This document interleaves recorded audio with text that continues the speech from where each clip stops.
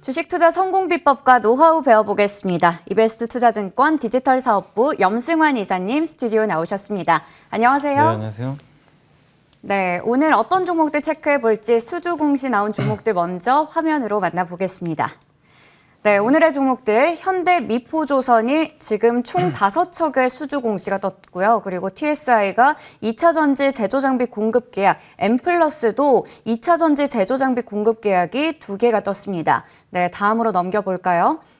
네, 다음도 두 종목입니다. YIK가 반도체 검사 장비 삼성전자 공급 계약 소식이 있었고요. STI도 기판 장비 공급 계약 소식이 있었는데요. 하나씩 체크해 보도록 하겠습니다. 현대 미포조선 보면 조선주들 수주가 1분기에도 활발하게 진행이 되고 있네요. 네, 어제만 사실 주가도 좀 좋았는데 최근에 좀 부진했다가 그래도 이런 수주 소식도 나오면서 좋았고 이제 컨테이너선 수주가 좀 굉장히 잘 되고 있는 것 같아요. 그래서 총 3척, 2척 합쳐서 5척의 수주 공시가 좀 나왔고 현대미포조선이 전체 이 조선주 중에서 가장 재무제표도 좀 좋은 편이고 수익성도 좋고 또 중소형 분야에 특화되어 있다 보니까 굉장히 좀 그런 면에서 그 매력이 높은 그런 기업인 것 같습니다. 근데 여전히 좀 한 가지 아쉬운 건 뭐냐면 컨테이너나 LNG 쪽이 좋은 건 이제 누구나 다 알거든요. 그래서 사실 조선주가 한 번 더 레벨업을 하기 위해서는 탱커선이 남았습니다. 그러니까 원유 운반선인데 이것만 좀 발주가 좀 재개가 된다라면은 레벨업을 할 가능성이 굉장히 높은데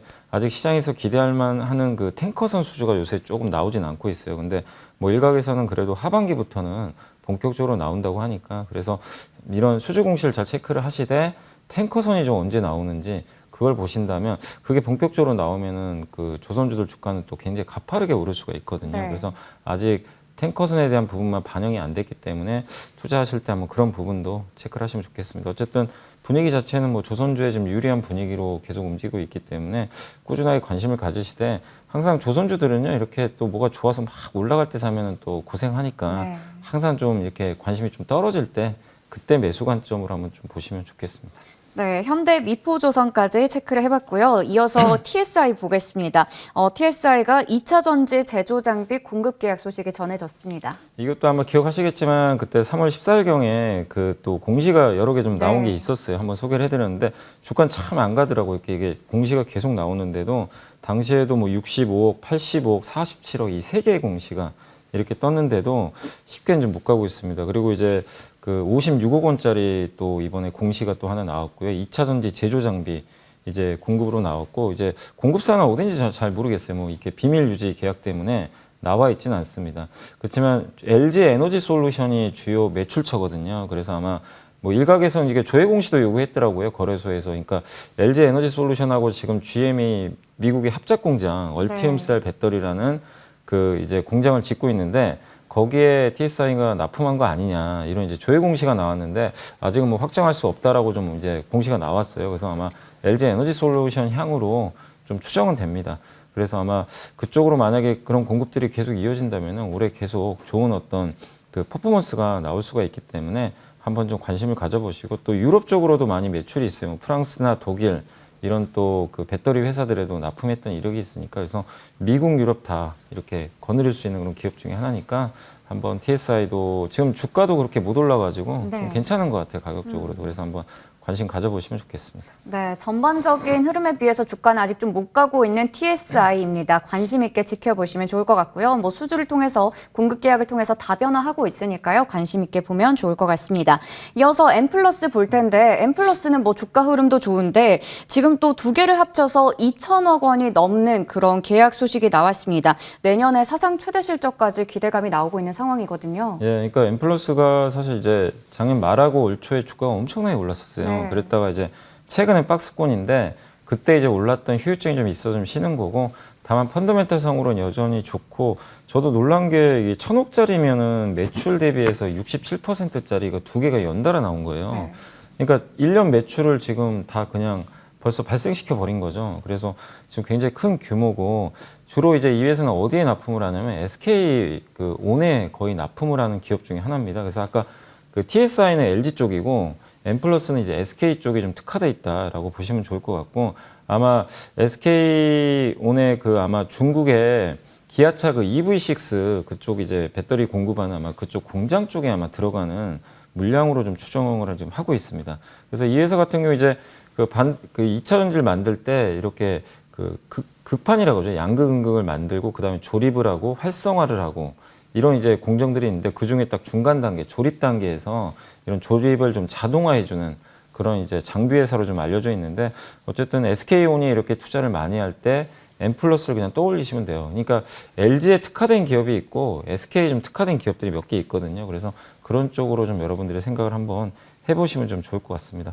어쨌든 2천억짜리면 영업이익률 10%만 해도 200억인데 지금 시가총액이 2,900억이니까 이것만 감안을 해도 주가가 그렇게 비싼 것 같지는 않아요, 사실은. 근데 이제 너무 1월에 많이 올랐기 때문에 당분간 좀 박스권은 그리겠지만 어쨌든 이런 그 퍼포먼스를 봤을 땐 또 한 번의 랠리가 기대되니까 한번 관심을 가져보시면 좋겠습니다. 네, 주가는 좀 오른 만큼 약간 쉬어가고 있는 구간이지만 여전히 긍정적인 소식들 전해지고 있는 M+였습니다. 다음으로 YIK 보겠습니다. 반도체 검사 장비 삼성전자 공급 계약 2개 소식이 전해졌습니다. YIK도 이번에 2개나 좀 공시가 떴는데 물론 규모가 엄청 큰 건 아니에요. 좀 덩치가 큰 회사다 보니까 그렇지만 248억 원 145억 정도 되는 이제 규모고 합치면 이제 전체 그 매출의 한 20% 정도 차지한다고 보시면 좋겠고 이 회사가 이제 작년에 한번 주목을 받았던 게 삼성전자가 지분을 좀 많이 갖고 있어요. 한 11.7%나 YIK의 지분을 갖고 있는 2대 주주입니다. 그만큼 이제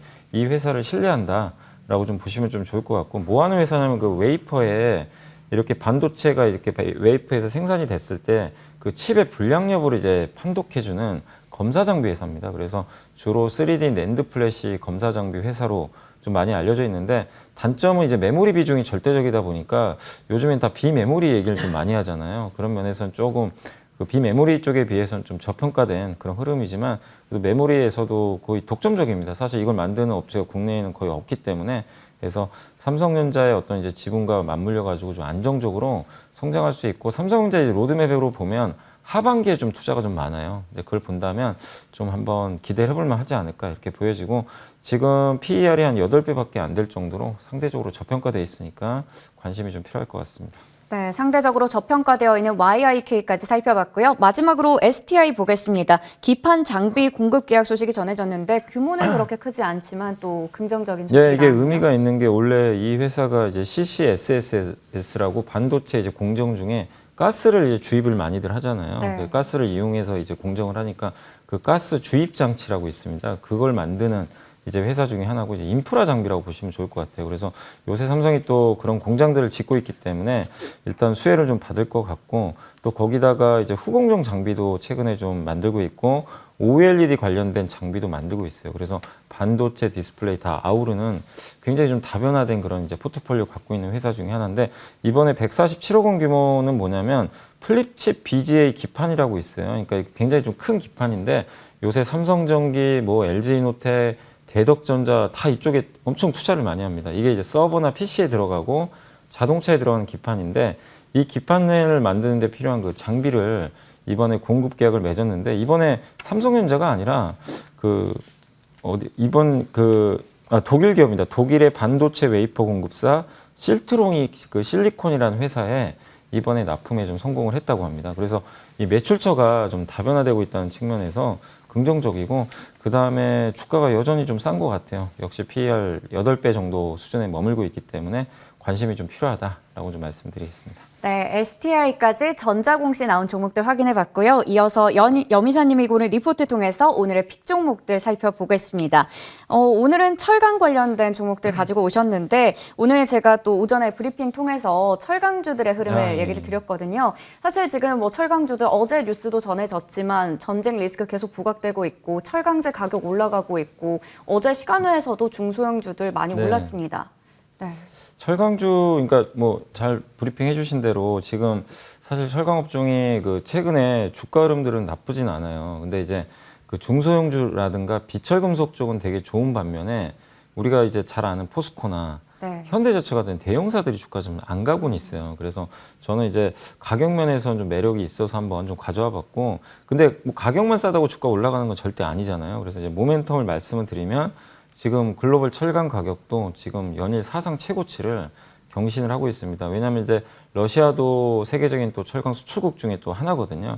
근데 공급이 막히다 보니까 유럽에서 이제 열연 철강 가격이 사상 최고치를 경신했고 또 한 가지가 뭐냐면 유럽이 원래 러시아산 철강을 수입을 많이 했어요. 네. 이거를 이제 금지해 버렸습니다. 네. 그래서 여기서 어디로 이제 그걸 매출처를 좀 다변화했냐면 호주. 재분배를 한 거죠. 예, 그래서 제일 많은 게 이번에 그 보니까 터키가 31.7%, 네.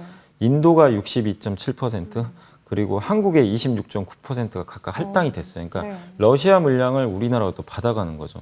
이건 굉장히 우리나라 철강사한테 너무나 좋은 그림이죠. 그리고 한국의 열연 유통 가격도 지금 최근에 지난해 전고점을 돌파를 했고 4월이 될지 5월이 될지 모르지만 중국도 인프라 투자를 지금 늘릴 가능성이 굉장히 맞습니다. 높거든요.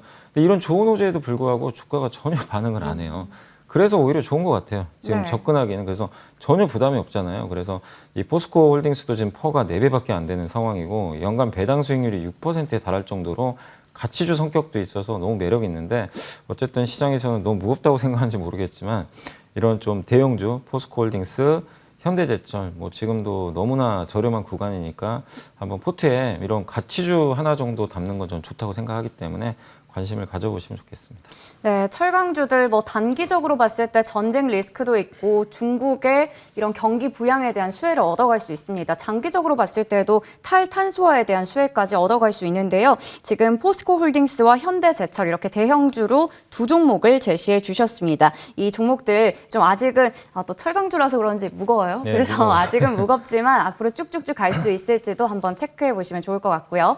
이어서 지난 종목 AS 해보겠습니다. 지난 3월 16일에 공시가 나왔던 종목이죠. SK 하이닉스의 반도체 제조 장비 공급 계약을 맺었다라는 소식이 나왔던 유진테크 알려주시고 나서 주가가 많이 올랐었거든요. 최고가 기준으로 수익률은 11.3%입니다. 네, 지금 시점에서 AS 한번 해보면 좋을 것 같아요. 그러니까 그 기술 트렌드 변화에 민감하고 그러니까 그런 뭐 기술을 선도할 수 있고 그 다음에 국산화 수혜 이런 쪽에 관련된 그 장비 회사들을 앞으로 잘 보셔야 되는데 그걸 이제 갖춘 회사가 유진테크고 왜냐하면 이제 점점 미세 공정이라고 많이 들어보셨을 거예요. 미세 공정에서는 이제 그 원자 증착 장비가 많이 좀 필요하다고 하는데 이런 쪽에 좀 특화된 이번 장비를 좀 개발해서 납품을 좀 하기 시작했고 거기에 어쨌든 이제 국내 또 국산화 장비에 니즈가 워낙 많은데 그런 국산화에 또 성공한 기업 중에 또 하나이기 때문에 앞으로도 굉장히 좀 좋은 퍼포먼스가 좀 나올 것 같습니다. 그래서 유진테크 뭐 주가 올랐지만 아직도 뭐 저는 그렇게 비싸다고 좀 생각은 안 하고 있거든요. 그래서 물론 회사가 얼마나 또 수주를 할지는 모르겠어요. 그런 업데이트는 하실 필요는 있겠지만 계속해서 좀 보유하시는 전략 좀 말씀드리고 싶습니다. 네, 유진테크 46,900원 선에서 움직이고 있는 종목이죠. 지금 유진테크 앞으로도 성장 가능성 얘기를 해주셨습니다. 이 종목까지 잘 참고하셔서 대응하시길 바랍니다. 자, 마지막으로 오늘 시장에 대한 전략 챙겨보겠습니다.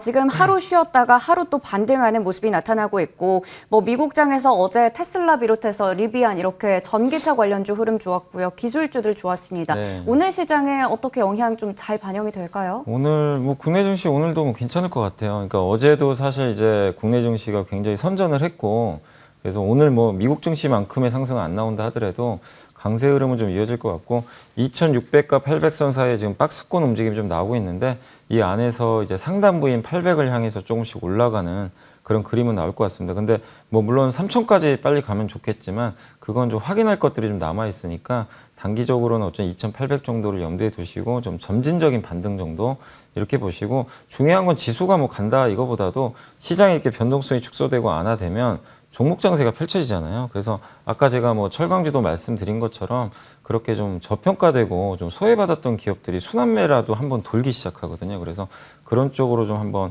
보시면 좀 좋을 것 같고 어쨌든 지금 분명히 변한 건 통화 정책의 이제 불확실성이 많이 좀 완화됐잖아요. 사실은 네. 이제 뭐 금리 인상하는 거 이제 모르시는 분도 없는 거고 50bp 올리는데도 시장이 놀라지도 않습니다. 이제는 그러니까 적응을 해버렸고 그 다음에 전쟁 리스크도 어느 정도 좀 적응을 한 상태가 돼버렸고 거기에 또 뭐 중국의 어떤 이제 방역 체제가 조금씩은 바뀌어가기 시작을 하더라고요. 그러니까 그런 것들을 종합해 봤을 때는 악재가 완전 끝난 건 아니지만 뭔가 좀 악재 불확실성이 완화되기는 시작했다. 이 자체만으로도 증시는 조금은 또 올라갈 수 있는 여지가 생긴 거니까 좀 단기적인 시각은 좀 계속 긍정적으로 보셨으면 좋을 것 같습니다. 네, 투자 심리가 살아난 만큼 종목 장세가 지속될 수 있다라고 얘기를 해주셨습니다. 저희가 이 시간 통해서 또 전자공시 나온 종목들 그리고 리포트 나온 종목 통해서 좀 저평가되어 있는 종목들 많이 알려드리고 네. 있잖아요. 그러니까 함께 하시면서 종목들 한번 꾸준히 체크해 보시면 좋을 것 같습니다. 지금까지 이베스트 투자증권 디지털 사업부 염승환 이사와 함께했습니다. 오늘 말씀 고맙습니다. 네, 감사합니다.